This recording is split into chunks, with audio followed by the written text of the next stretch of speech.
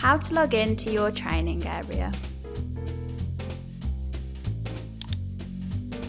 Once we have submitted your details, you will receive an email to log in. Please click the CareSkills Academy link and it will redirect you to the training website.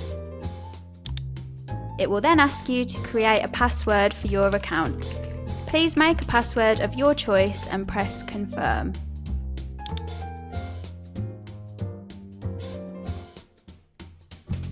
It will then take you through to your assigned courses list.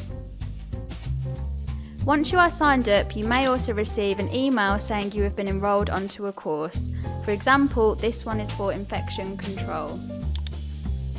Click on the link and you will be redirected to the course list.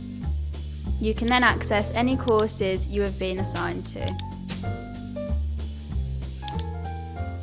Take some time to get used to your course area before you dive into your courses. Then when you're ready, complete your assigned courses before their expiry date.